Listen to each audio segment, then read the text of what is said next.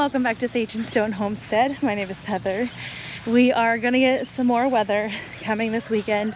'Tis the season. I thought that we maybe had gotten away with spring arriving without the spring weather. Nay, we are just getting it honestly a little bit later than normal. So if you are new to the channel, welcome. We are in southwestern Kentucky, USA, and I got a question recently from someone who lives in the UK about what does the inside of our storm shelter look like, because we don't have those over there, and for a good reason. You guys don't have quite the weather that we do, and your buildings are built much better. So over here by the greenhouse is our underground storm shelter. We had this put in 2020, and I have to clean it, which is why I have all this stuff in my hands. I do need to open this lid up periodically and check for things like wasp nests under here. I need to check and make sure that it's not leaking, because that's happened before. There is a little bit of condensation that forms down here, and I'll show you how we manage that, but I need to, keep track of it throughout the season. Usually around this time of year, I clean it, and then we have a fall storm season as well, and I will clean it out then too. My mom doesn't like the storm shelter, so for her, I'm gonna put a timestamp for when we are out of the storm shelter. She has claustrophobia. I recently did put a little bit of roach paste down here because we had roaches, and then there's a ant bait right there. Pre-cleaning. There are like roly-polies over here on the seat, but it's not too bad. People ask all the time where we got this tornado shelter. There's a local company called Storm Shield Tornado Shelters. I actually think they are out of Missouri, and they're the ones that put this in. This is their 12-person unit. We wanted to get the biggest one that we could afford so that if we had anybody over, there would be plenty of room. I think it can fit 12 down here, but you can technically fit more if you sit more people on the stairs. Our neighbor is elderly, and he has a storm shelter too that he built, but it's got like a vertical ladder, and it's getting hard for him to climb up and down that ladder like that. He's 80 years old, and so they know that they're welcome to come down the stairs here. This will be much easier for him to enter with the handrail and things, and so it feels really good that we have that option to offer our neighbors. And also we wanted to be able to have enough space to store some things and all the people that we want to protect down here. It's definitely time for me to refresh the water that's down here. We have things like chem lights. This here is like a medical supply kit. Uh-oh. Is this where all the ants are? No, they were at least hiding under the buckle. No, this is okay. In here we've got a lot of these like survival blankets and just more chem lights, bandages, just random supplies that could be needed. Levi actually packed all the medical supplies and things, so I don't even really know what's in here. He's got quite the collection. And one thing that you might not think about that could be needed in an emergency when you have to be down in a storm shelter for a while is you need a way to have a toilet. And trust me, these things are needed sometimes. But this here is our toilet bucket, and it is unused, so I don't have to do anything with it right now, but it's just halfway full with kitty litter. And I've got a Gamma Seal lid, so if anybody needs to use this, they can. I should have changed this out a while ago, but this is one of those like dehumidifying, absorbing canisters.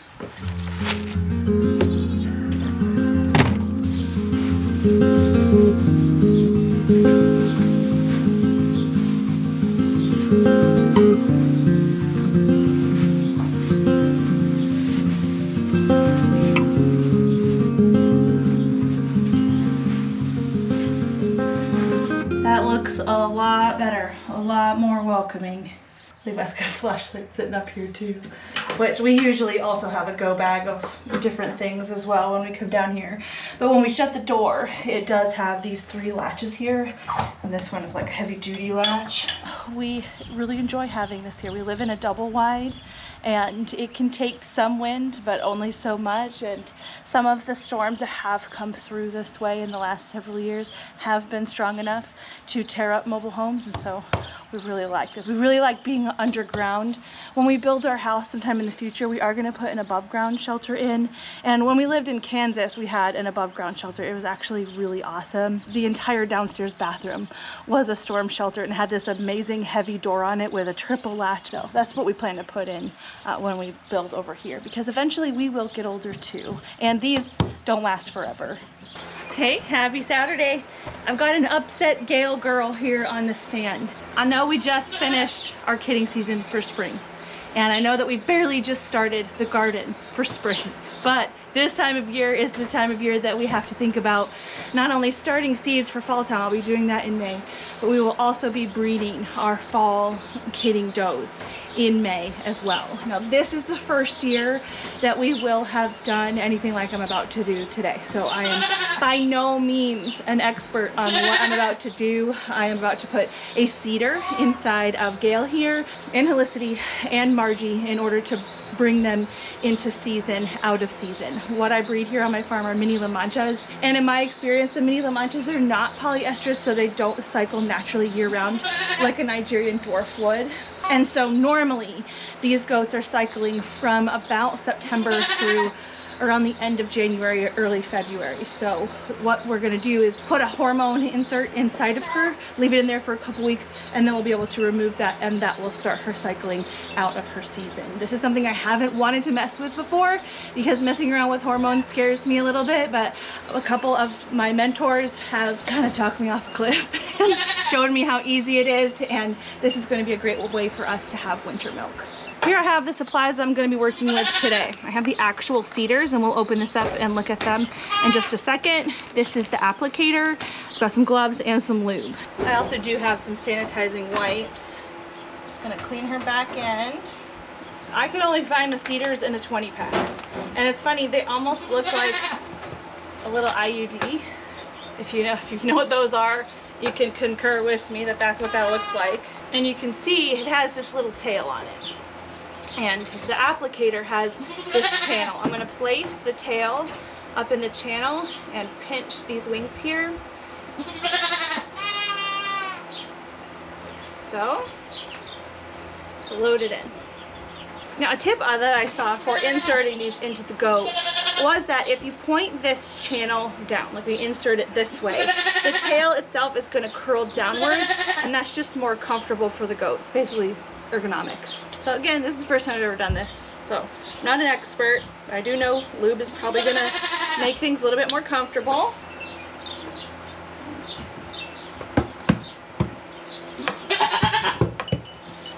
Okay, there we go.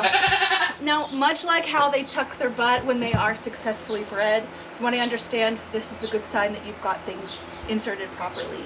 I'm going to remove my gloves. I'm going to switch them in between does. And this is what it looks like. She's got the little string hanging out. You can barely see it. It's kind of just hanging down, sort of matches her hair color. You can trim this, but this is what we're going to use to get it out in a couple of weeks. There we go. She's getting back to her normal stance. She's like, I don't know what just happened. But that was pretty simple. And when I pull that out in 2 weeks, I am gonna inject her with a different hormone, and we'll go over that when time comes. Here's Helicity. They're not used to the milk stand. Both of these girls will be first fresheners. Got this antimicrobial spray. It's chlorhexidine in spray form. I'll put that on here in between those two. Channel. Just like that. Channel side down.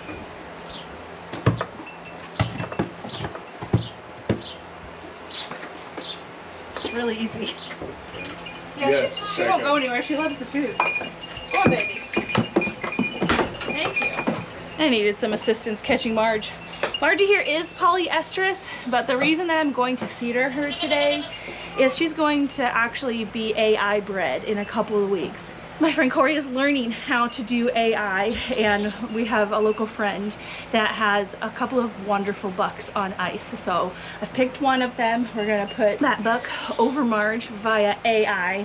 And because Corey's gonna be driving from far away, we really want to time her cycles. And so the CIDRs will help us do that.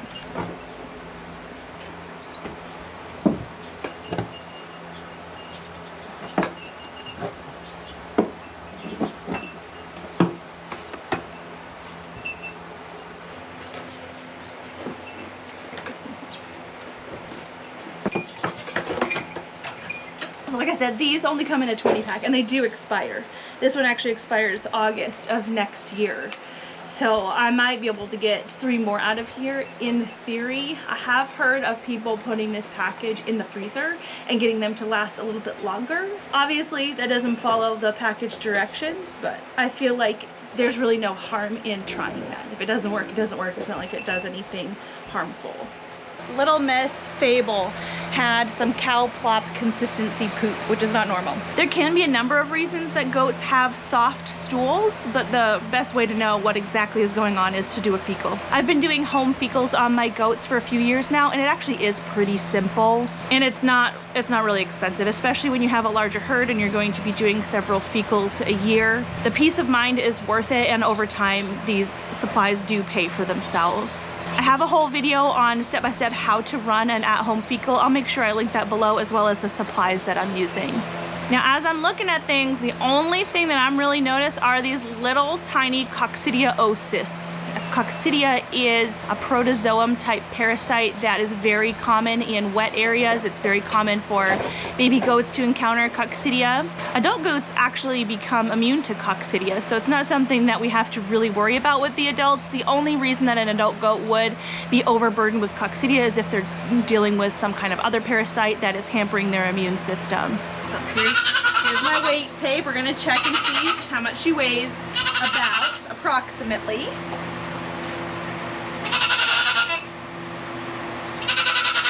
37 pounds, so I'm gonna round up to 40. I did not see any worm eggs on her fecal. That does not mean that she doesn't have worms, but I am gonna give her a copper bolus because that is going to help prevent certain worms in the future. Good girl. This is the Coccidia treatment that we use. Something that you guys might notice with your mini Lamantas, especially with certain shaped elf ears, is that sometimes, especially when you get them in the stand and they're resisting a little bit, they're pushing back on those ears, they can express some earwax, like a lot of it sometimes. It kind of looks like peanut butter. I've cleaned off most of it at this point, but yes, you're shaking your head. What I like to do when I see this is just express what I can, and this is gross, but I give it a smell. And if it doesn't really smell like anything, I'm not really worried about an ear infection. But even with Lamantas and their like lack of external ear, you can tell by the way that they're holding their head, or that one ear will just be sitting a little bit lower, they might be tilting. That's your sign that they may have an ear infection.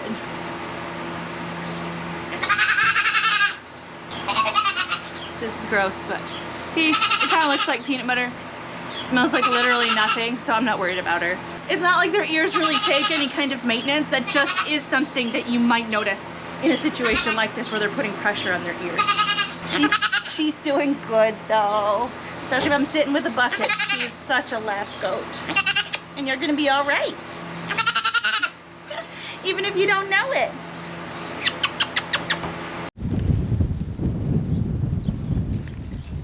Hello. Happy storm day. We are going to have a lot of wind noise in the background. I apologize for that. I do have a wind muff on my camera, but it can only do so much. I'm out here to secure my tomato plants. These ones, they're handling the wind pretty okay the way it is right now, but we're gonna get a lot more wind later. And then a little bit down the lane, I have tomato plants that are just a little bit bigger that are starting to flop over, and I really just don't want them to get damaged. Now I have these strings from last year. A lot of these clips are just rotted from being in the sun. I do have new clips that are UV rated, which is great. But I also think that I'm going to need to extend the string down. So I've brought some of this UV rated twine as well. While we're out here, I am also going to do a little bit of preliminary pruning on the tomato plants because I don't really want them to bush out like they would if I were to just leave them alone. We have a lot of humidity, and with the humidity can breed disease, so I want them to get a lot of airflow. So I'll be pruning these to 1 or 2 liters, probably 2 liters.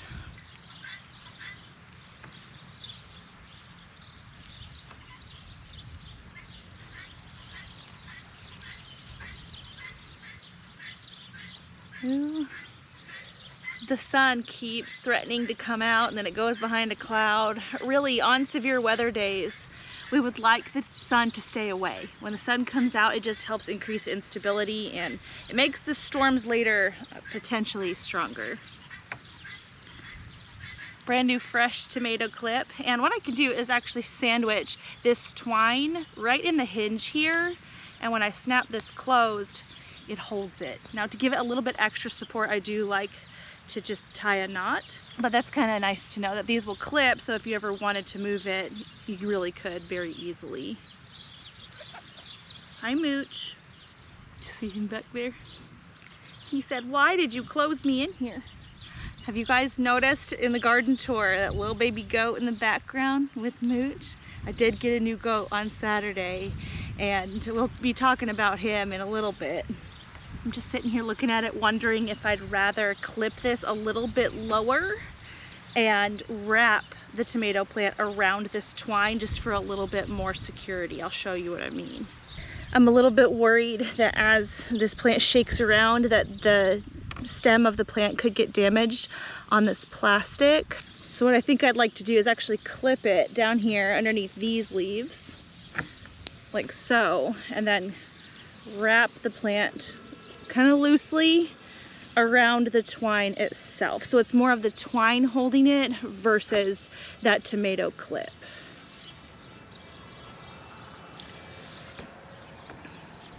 I hope that makes sense. That is a lot more secure. Time to do the rest.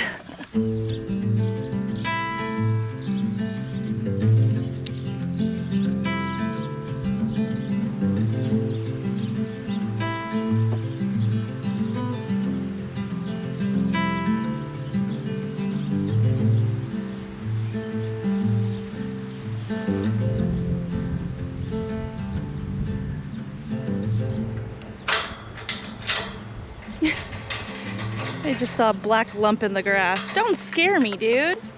Hey. Hi, handsome. I know, we're not close friends yet. Come here, it's okay. Yes.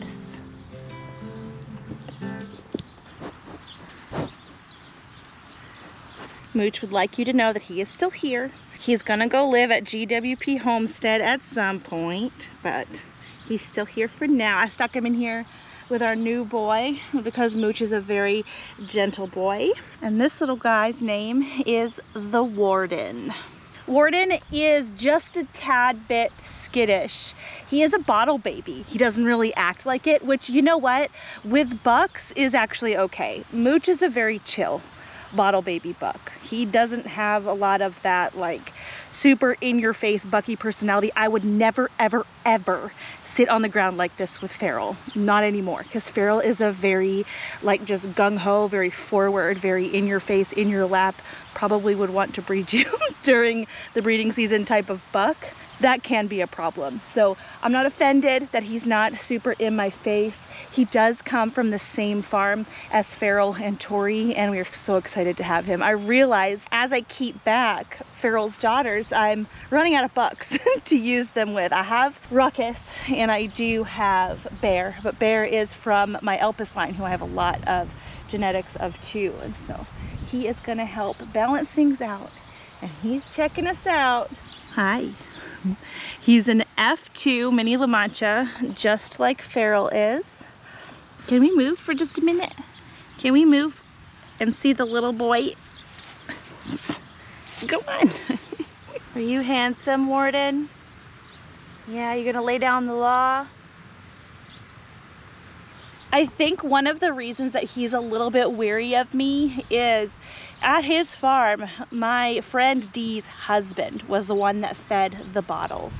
And goats can have a gender preference. Mooch here was raised by Samara over at Bella Rosa Estates, and so he's used to females. he's not super used to females. He's not used to being fed by a female. And so when it comes to feeding him his bottles, I kind of have to chase him down to give him those. He is getting 2 bottles a day right now, 2 20-ounce bottles, but he's almost 8 weeks old, so I can start weaning him down to 1. And I stuck him out here with Mooch because I want him in the big boy pasture back here, but I needed him in a little bit of a smaller space so that he'd be easier to get a hold of for his bottles. Once he's coming to me very reliably and taking his bottles reliably, I'll be able to let him out with the big boys. But for now, this little pen works. You're a good boy, Mooch. Yeah, you really are. Look at this beard. Oh, it's glorious. We are gonna see more of Warden in this video. But I've got to prepare for the storm now, so I'll catch you later. Oh, that's an improvement.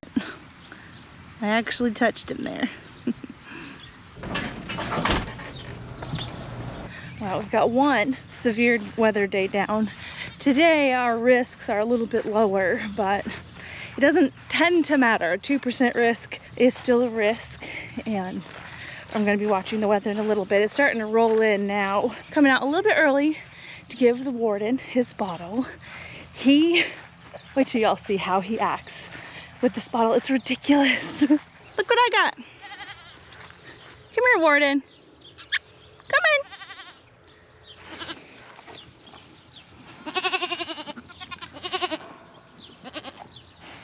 Now, he acts the same whether or not Nugget is here. He was fed through the fence at his other farm. But I think they use Pritchard teats, which are the like red-tipped ones. He's gonna make me like forcibly catch him, but then he's gonna love this bottle. He wants it. I've told a couple people before, goats are a creature of habit, as a lot of us know. Sometimes they can get into a rut where like chaos is the habit. Exhibit A. I think that's where he's at with this bottle. He knows at bottle time he gets chased around and then he can eat it. I don't know why we can't just take the chase out of it. Are you gonna take it through the... Come on, I don't have to grab you. It's not for you, man. No.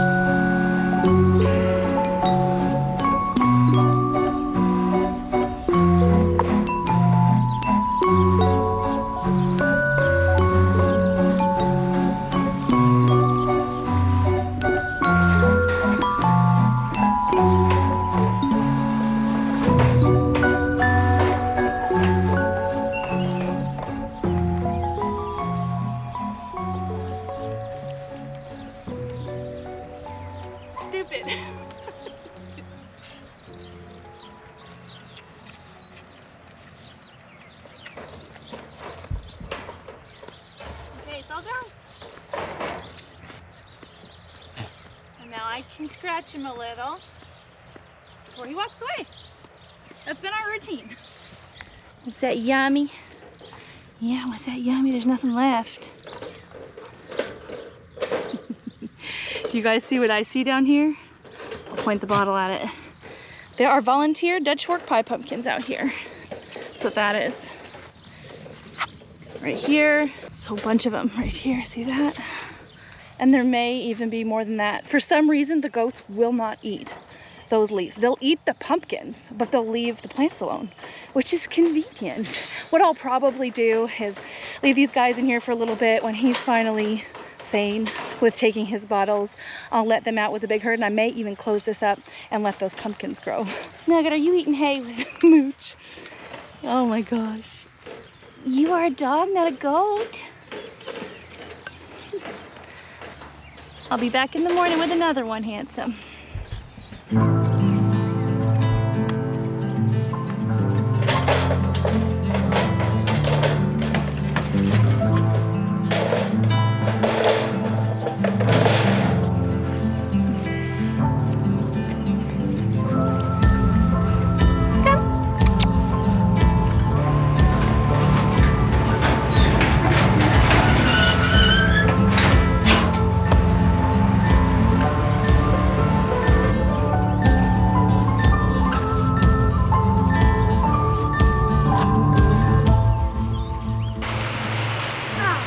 like churning.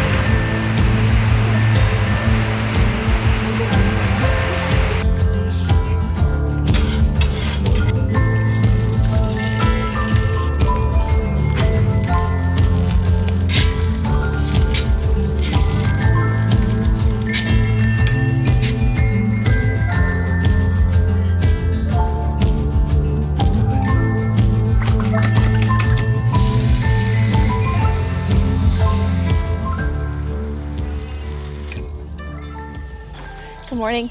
I decided to try to come out to Warden a little bit later than I normally do to see if his hunger maybe encourages him towards the bottle a little bit better. We'll see. He's been playing with the big boys through the fence, which is good. This will help reduce kind of the chaos when I do eventually put him in there. Do you want this? Oh, he's such a turd. I can't even mooch for real.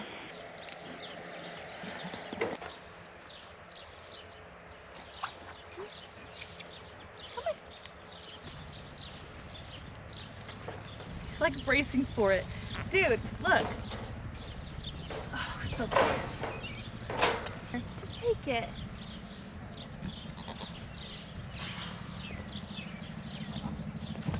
This is what I mean. I think he's wanting the routine of being caught before he can eat his bottle. It's like a cycle that they sometimes get in here.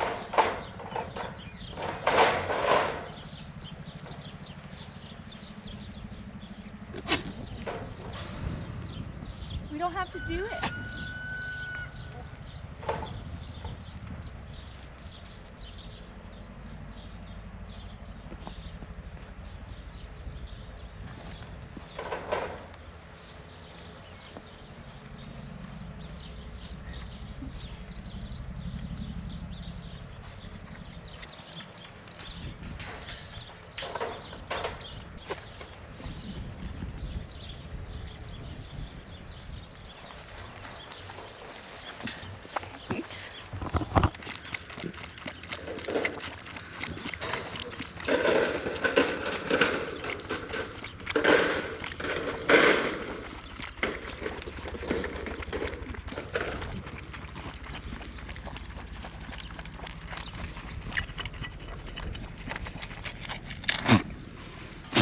Go.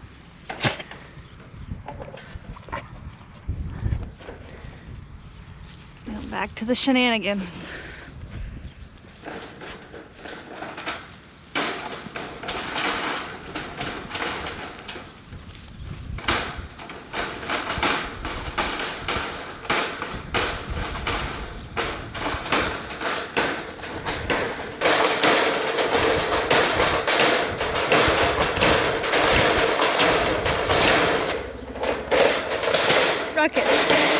Hey, I hear you. If he does that enough, he's gonna make the bees mad, and they'll come over here. Ooh, everyone is spicy this morning. Anyways, I feel like that's going better. Day by day, bottle by bottle, he's trusting me a little bit more. I figure if I can catch him and then kind of get him in the position of just normal bottle feeding, that eventually he'll understand, you know, we drink bottles from this lady out of this bottle from the front, and he'll do fine eventually. By the time he gets it, he'll be old enough to wean probably, but then we'll have that trust bond there, and that's really the goal.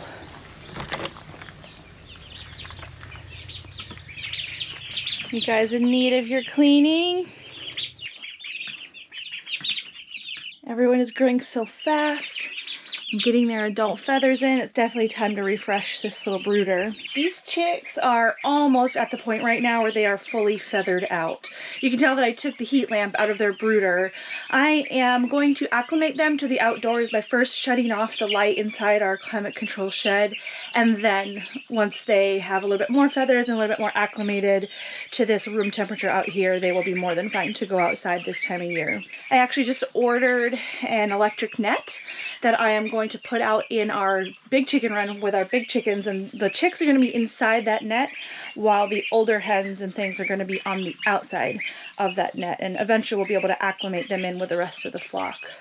They are definitely starting to outgrow this brooder. I am having to refresh it like this twice a day instead of once a day, and their water and food is definitely needing filled more often as well.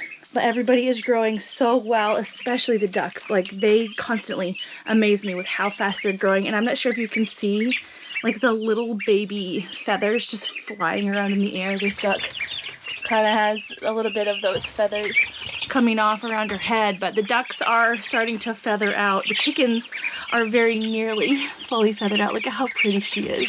I really like these like lavender colored ones. And of course, the turkeys are as inquisitive as ever.